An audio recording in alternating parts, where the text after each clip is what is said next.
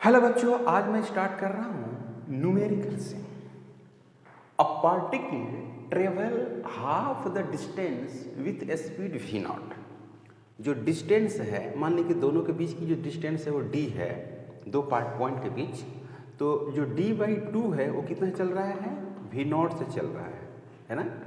जो d/2 है वो कितना चल रहा है बच्चों? v नॉट से, with speed v naught.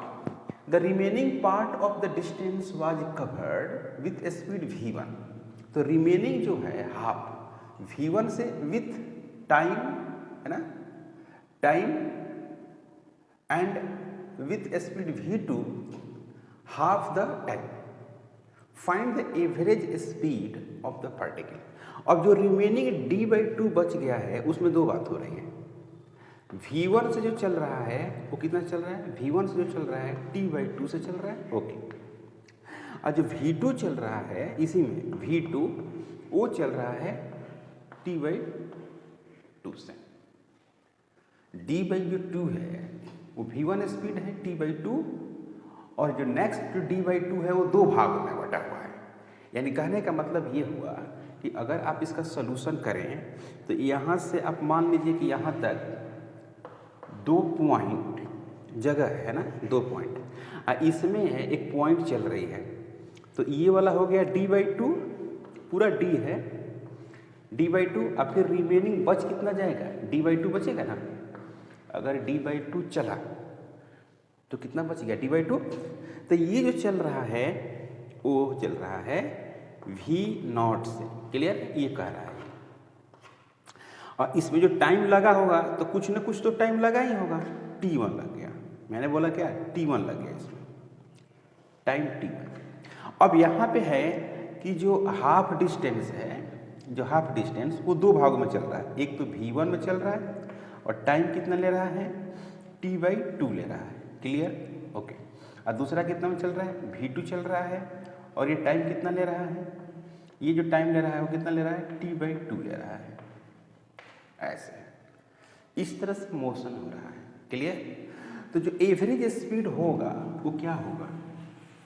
जो भी एवरेज होगा, एवरेज स्पीड होगा वो हो जाएगा d डिवाइडेड बटे t1 plus t, t1 plus t। t का मतलब क्या हो गया? t/2 और t/2 कितना हो जाएगा? t हो जाएगा, और यहाँ पर हो गया t1। तो टोटल हो गया टाइम। टोटल टाइम में कितना? t1 प्लस t, और टोटल टाइम हो गया, और टोटल डिस्टेंस कितना है? d। क्लियर? तो अब हम बात करेंगे t1 की बात करें तो t1 के लिए बात करते हैं। तो फॉर t1 तो लिखेंगे क्या? d/2, और यहाँ पर क्या लिखेंगे? v नॉट इंटू लिखेंगे t1। तो t1 इजिकल टू जो हो गया वो हो गया d डिवाइडेड बटे 2 v नॉट। को डाउट नहीं? उसके बाद क्या लिखना है भाई? उसके बाद जो है नेक्स्ट जो है वो है क्या? d/2, और ये कितना है? v1, और t बटे कितना? 2, और प्लस v2 और इंटू t/2। इतना हो गया। ओके, तो यहाँ पर क्या हो गया? d डिवाइडेड बटे 2 is equal to v1 plus v2 divided बटे t डिवाइडेड बटे 2। 2 से 2 कट गया, तो t इजिकल टू जो आ गया वो आया d v1 प्लस v2। ऐसे बन गया। तो जो एवरेज स्पीड हुआ, एवरेज स्पीड वो क्या मिलेगा? वो मिल गया d। यहाँ पर d रखेंगे और डिवाइडेड बटे जो टाइम है, टाइम, तो टाइम में कितना हो गया आपका? एक तो मिला कितना? d बटे मिला 2v नॉट, एक मिला d बटे v1 प्लस v2। इसी को आपको सोल्व कर देना है। आप इसको सोल्व करेंगे तो आपको मिल जाएगा क्या? आंसर मिल जाएगा। यहाँ पर क्या हो गया? d डिवाइडेड बटे 1 बटे कितना? 2v नॉट प्लस 1 बटे v1 plus v2।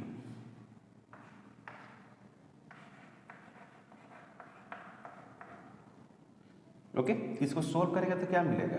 2v not और मिलेगा V1 प्लस V2 डिवाइडेड बटे क्या मिलेगा V1 plus V2 plus 2V0।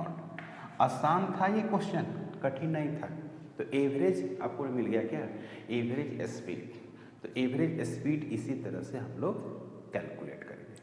कोई डाउट? ओके। अब हम बात जो कर रहे हैं वो है कि आपको वेलोसिटी की बात करेंगे। वेलोसिटी के बाद हम एक्सेलरेशन की बात करेंगे। तो वेलोसिटी में rate of change of displacement होता है, rate of change of displacement. तो क्वेश्चन इसमें बनाना है तो सेम उसी तरह से सोल्व करना है। इसमें ऐसा नहीं कि क्वेश्चन में कुछ अलग दिमाग लगाना है, अलग आपको दिमाग लगाने की कोई ज़रूरत नहीं, सेम टू सेम उसी तरह से क्वेश्चन बनेगा। तो एवरेज जो वेलोसिटी की अगर बात करते हैं, वेलोसिटी तो ये वेक्टर है v, तो ये क्या होगा v vector is equal to delta r vector divided बटे कितना डेल्टा t, ऐसे। तो v vector is equal to v2 vector minus v1 vector divided बटे t2 माइनस क्या t, ऐसे हो जाएगा। अभी जो डेल्टा v, डेल्टा जो r है ना, ये r है, r2 माइनस r1। तो यहाँ पर जो है डेल्टा जो r होगा वो पॉजिटिव भी हो सकता है, बिल्कुल निगेटिव भी हो सकता है, एंड क्या हो सकता है जीरो भी हो सकता है। उसी तरह से जो v वेक्टर होगा वो जीरो भी होगा, पॉजिटिव भी होगा और नेगेटिव भी होगा। इस तरह से वैल्यूज होगी। इसकी भी यूनिट क्या होगी मीटर पर सेकेंड होगी, और क्या होगी डायरेक्शन होगी, डायरेक्शन होगी, क्योंकि ये वेक्टर क्वांटिटी है। तो अब वेलोसिटी में एवरेज वेलोसिटी अगर आपको निकालना हो, एवरेज वेलोसिटी इसी तरह से निकालेंगे, डेल्टा r डिवाइडेड बटे कितना delta t, average velocity. v instantaneous जो होगा वो क्या होगा, वो हो गया dr वेक्टर डिवाइडेड बटे कितना dt, ऐसे। इंस्टेंटेनियस के लिए बात करेंगे, एवरेज के लिए ये बात करेंगे। ओके। तो इंस्टेंटेनियस में हो गया, जैसे मान लीजिए क्वेश्चन की अगर हम बात करें कि एक पार्टिकल है, उसका पोजीशन जो है कुछ इस तरह से चेंज कर रहा है। x vector is equal to 4t square plus 2t plus 8, इस तरह से, और ये हो गया कितना i कैप, इस तरह से आया 4t square plus 2t plus 8। अब यहाँ पर निकालना है कि t इनिशियल बराबर 0 और t final is equal to 2 second पर आपको एवरेज पता करना है, v एवरेज निकालना है। ओके। तो सोल्यूशन की अगर हम बात करें तो यहाँ पर क्या हो जाएगा x vector is equal to 4t का स्क्वायर प्लस 2t प्लस 8, और यहाँ पर क्या हो जाएगा i का, इस तरह से हो गया x vector is equal to 4t square plus 2t plus 8। तो t जो इनिशियल है यहाँ पर 2 initial 0, x initial is equal to 4 into 0 का स्क्वायर प्लस 2 इंटू 0 प्लस 8, ये हो गया कितना i cap. x initial is equal to 8, यहाँ पर क्या हो गया i कैप हुआ। x जो फाइनल हो गया वो कितना हो जाएगा 4 इंटू 2 सेकेंड यानी 2 का स्क्वायर प्लस 2 इंटू 2 प्लस 8, और ये कितना हो गया फाइनल, मतलब कि x कैप हो गया। तो x final is equal to जो आया वो कितना हो गया 4 16 और 4 फिर 8, तो ये हो गया i कैप। तो फाइनली ये हो गया 28 i कैप मीटर, ये भी मीटर ही है। तो जो डेल्टा x बनेगा वो कैसा बनेगा x final minus x initial is equal to 28 minus 8, तो यहाँ पर बन जाएगा क्या i कैप। तो ये हो जाएगा आपको 20 मीटर i कैप। उसी तरह से अगर डेल्टा टी की बात किया जाए, डेल्टा टी, तो ये कितना हो जाएगा 2 माइनस 0 यानी 2 सेकेंड हो गया। तो v vector is equal to delta x vector divided by delta t. तो v vector is equal to delta x, तो डेल्टा एक्स में हो गया 28, सॉरी 20 आया है, 20 divided by 2 I cap.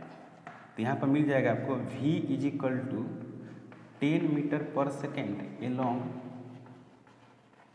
Positive x axis, है ना। 10 v इज इक्वल टू हो गया 10 मीटर पर second along positive x axis. उसी तरह से इंस्टेंटेनियस का भी आप कर सकते हैं, सेम डिफ्रेंशिएट करके करेंगे, डिफ्रेंशिएट करके। अब इसका सवाल रहेगा ऐसे, क्वेश्चन है कि find time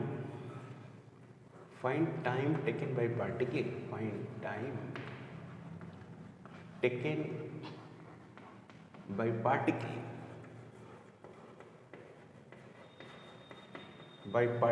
where final velocity becomes 0, final velocity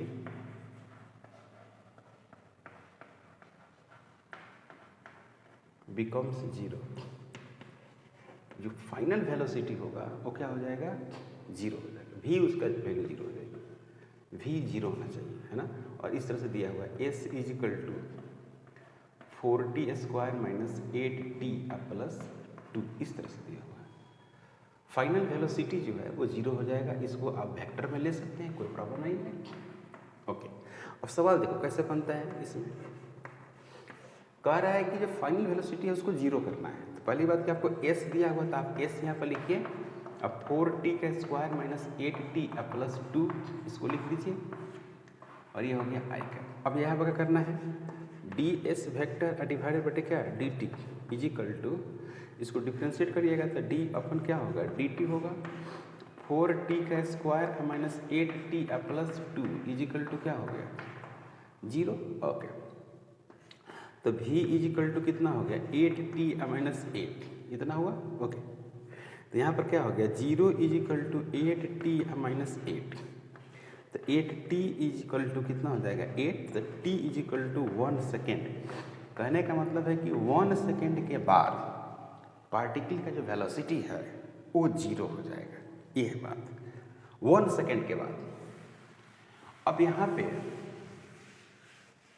हम लोग पढ़ेंगे कि एक्सेलरेशन, तो वेलोसिटी जैसे स्पीड निकालते हैं उसी तरह से निकालना है। वेलोसिटी में इस बात का ध्यान रखना है कि वेक्टर क्वांटिटी है तो उसकी डायरेक्शन आप देंगे। अब यहाँ पर बात करते हैं एक्सेलरेशन। तो एक्सेलरेशन में हम लोग क्या करते हैं, rate of change of velocity होता है। वेलोसिटी में अगर चेंज आता है तो हम लोग बात करते हैं कि भाई एक्सेलरेशन हो गई, वेलोसिटी में चेंज होना चाहिए।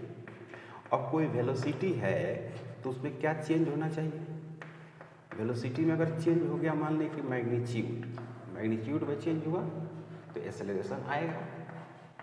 ओके, अब मान लीजिए कि उसके डायरेक्शन में चेंज हुआ तो भी एक्सेलरेशन आएगा, या वेलोसिटी में चेंज हो या उसके डायरेक्शन में चेंज हो।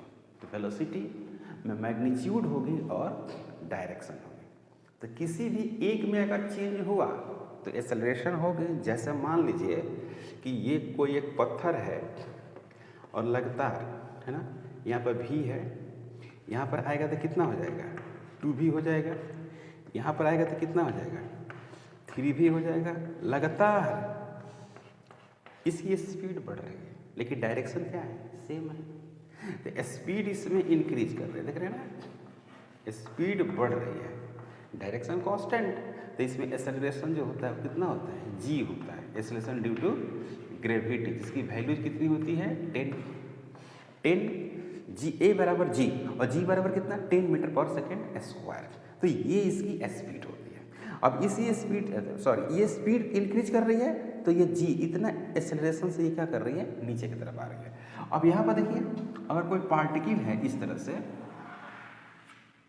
और इस तरह से ये चल रही है, सर्कुलर पाथ में से चल रही है है ना। इसका स्पीड क्या है, कांस्टेंट है, स्पीड कांस्टेंट है, वेलोसिटी तो मैग्नीट्यूड है, स्पीड कांस्टेंट।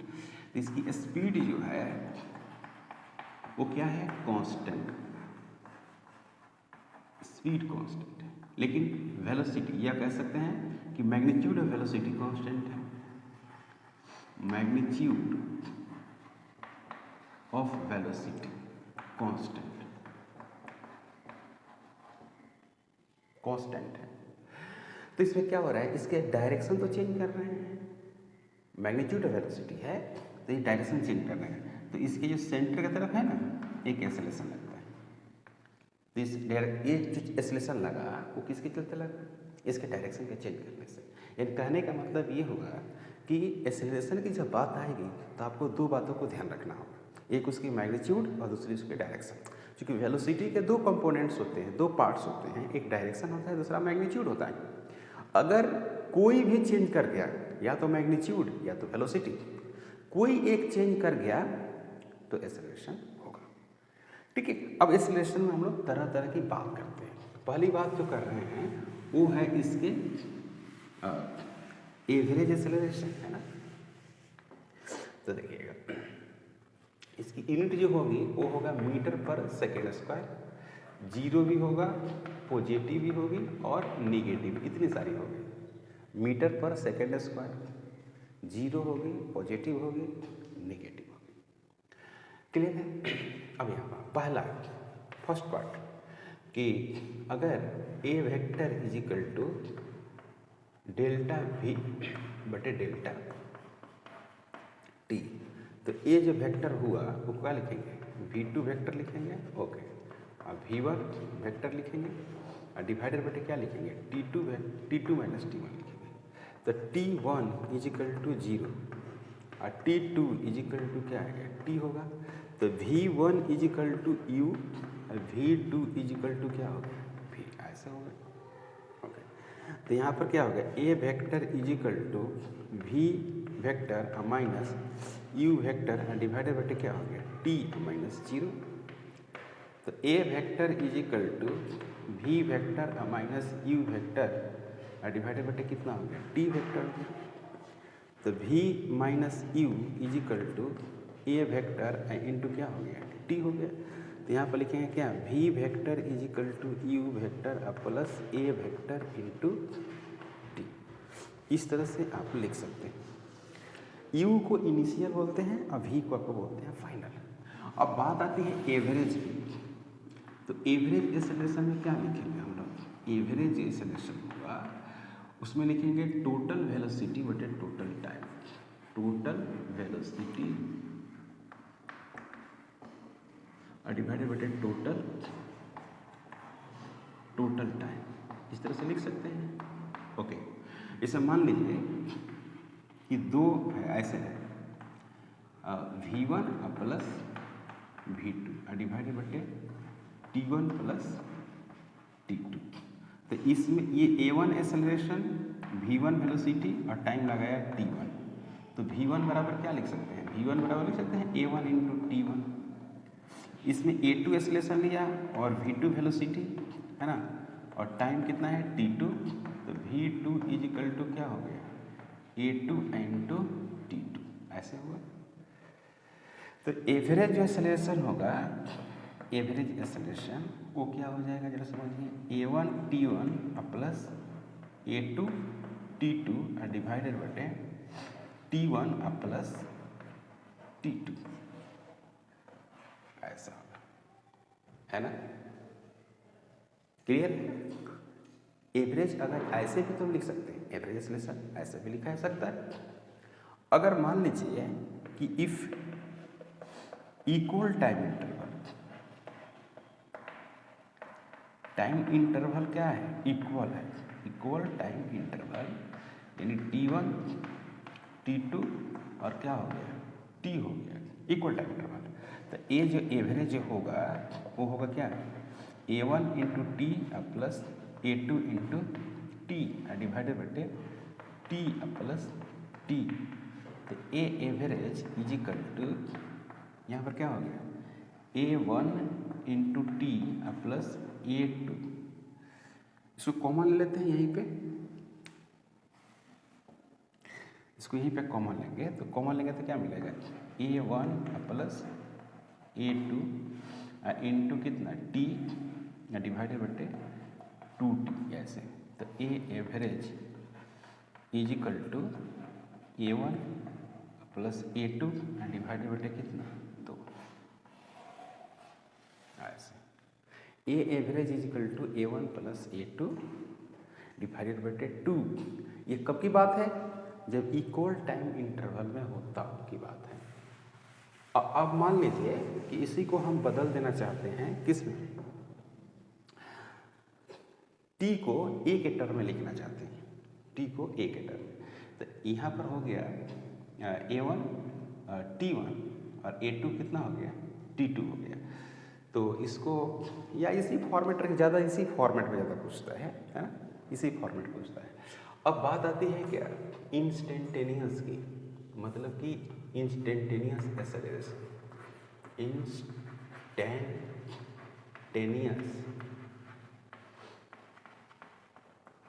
एक्सेलरेशन। तो ए इंस्टेंटेनियस जो होता है वो होता है आपको क्या dv upon dt, dv upon dt होता है। और v बराबर क्या होता है ds अपन dt होता है। तो इसको यहाँ पर अगर रखें तो a जो इंस्टेंटेनियस होगा वो d डिवाइडेड बटे dt होगा।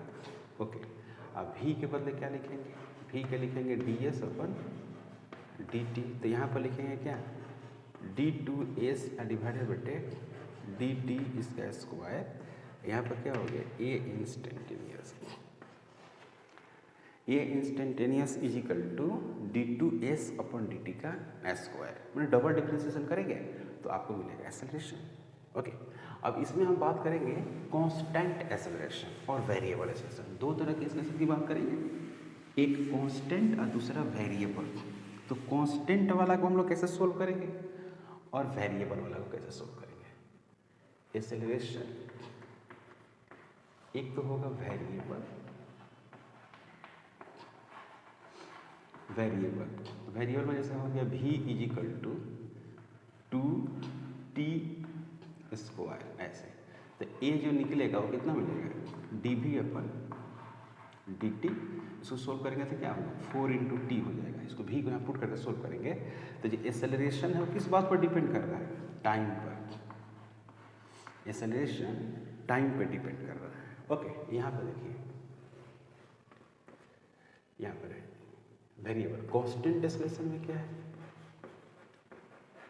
कांस्टेंट एक्सेलरेशन जैसे कि a है या v है, v is equal to 2t हो जाएगा।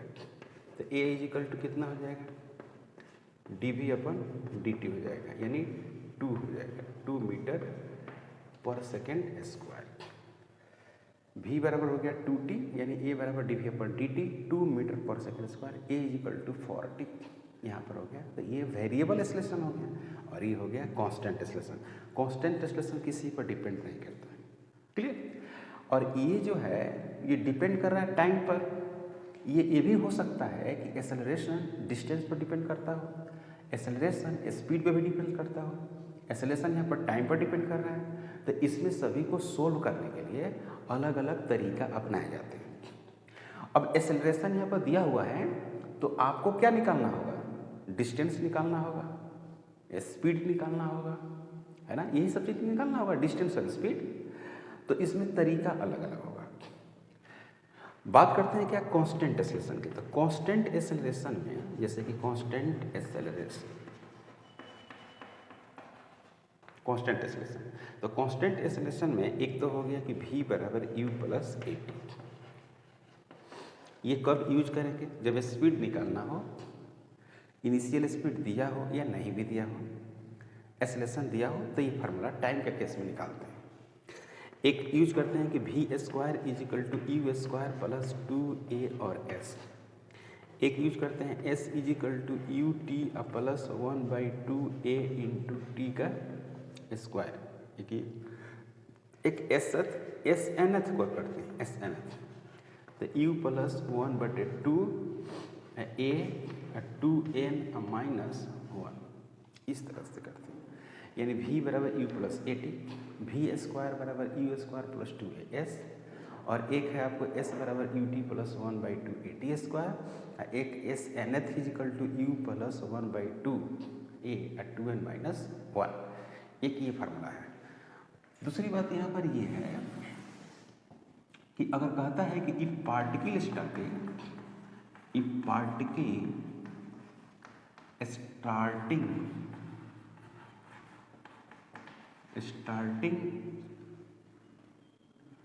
स्टार्टिंग फ्रॉम रेस्ट, तो रेस्ट जब होगा ना तो u 0 होगा, याद करिएगा। फिर कहेगा फ्री फॉल में भी u क्या होगा, 0 होगा। इस बात का ध्यान रखना होगा। स्टार्टिंग फ्रॉम रेस्ट कहेगा तो u 0, अदरवाइज किसी भी कंडीशन में 0 नहीं होगा। अब दूसरी बात ये है कि एक्सेलरेशन जो होती है, एक्सेलरेशन वो निगेटिव होती है ना। तो निगेटिव कब होगी, जब वेलोसिटी क्या करेगी, डिक्रीज करेगी, वेलोसिटी डिक्रीज। मान लीजिए कि यहाँ पर चल रही है कितना से, v से, अगला स्टेप में कैसे चलने लगी, v/2 से, अगला स्टेप में कैसे चलने लगी, v/3 से। तो इसमें एक्सेलरेशन का डायरेक्शन किधर होगा, पीछे होगा। इसी को रिटार्डेशन बोलते हैं। एक्सेलरेशन का डायरेक्शन पीछे की तरफ लगेगा, निगेटिव एक्सेलरेशन या रिटार्डेशन।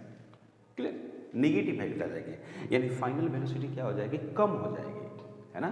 तो अब इसी में अगर हम मान लीजिए कि कैलकुलेट करना चाहते हैं कि कोई पार्टिकल है और यहाँ से ए से बी चली है, मान लीजिए यहाँ से यहाँ चल, सपोज दैट ए, ये यू है और इस तरह से चलते यहाँ तक आई है डी। यहाँ पर यू दिया हुआ है तो यहाँ तक आई है और 0 हो गए तो रिटार्डेशन हुआ। तो ये पूछ सकता है कि कितना टाइम लगा, तो v = u, अब प्लस क्या लिखेंगे, at लिखेंगे। तो इसको फाइनल वेलोसिटी को क्या करेंगे, 0, यहाँ पर इनिशियल वेलोसिटी करेंगे, यहाँ पर क्या लिखेंगे, -a लिखेंगे, इनटू क्या लिखेंगे, t। तो 0 = क्या लिखेंगे, u -at लिखेंगे। तो t = क्या लिखेंगे, t = u डिवाइडेड a लिखेंगे, ऐसे लिखेंगे, t बराबर u/a। उसी तरह से अगर लिखते हैं क्या, v² = u² प्लस 2a और s, तो इसको 0 कर देंगे। इसको क्या करेंगे, u² लिखेंगे प्लस 2 लिखेंगे -a इंटू d लिखेंगे, -2a इंटू डी इजिकल क्या हो जाएगा, 0 हो जाएगा। तो u² = 2a इंटू डी होगा। तो d = डी स्टॉपिंग डिस्टेंस इसको बोलते हैं, स्टॉपिंग अबाउट 2 है। देख रहे हैं, इस तरह से निकलता है, ये वैल्यू निकलती है। तो कहने का मतलब है कि जैसे ब्रेक अप्लाई करेगा तो आपको ये सोचना होगा कि भाई इसमें एक्सेलरेशन क्या होगा, नेगेटिव होगा। ठीक है, सेम टू सेम इसमें एक्सेलरेशन क्या होगा, नेगेटिव होगा। तो ये फाइनल वेलोसिटी 0 हो गया, यहाँ भी फाइनल वेलोसिटी क्या होगा, 0 हो गया। तो पूछेगा कि टाइम निकालिए, तो टाइम निकालिए तो आप फार्मूला ये लिखिएगा। कहेगा डिस्टेंस निकालिए, तो कौन फार्मूला लगाएगा, ये फार्मूला लगाइएगा। इसमें सिर्फ टाइम था, टाइम निकाल दिया, है कि नहीं, है ना भाई। तो काफ़ी इंपॉर्टेंट कंसेप्ट है एक्सेलरेशन वाला। नेक्स्ट क्लास में कंटिन्यू यहीं से करेंगे हम लोग। और 2023 के लिए 2023 जेईई मेन और नीट के लिए हम लोग काफ़ी अच्छा प्रिपरेशन करेंगे, सेलेक्टिव टॉपिक पढ़ेंगे। क्लियर।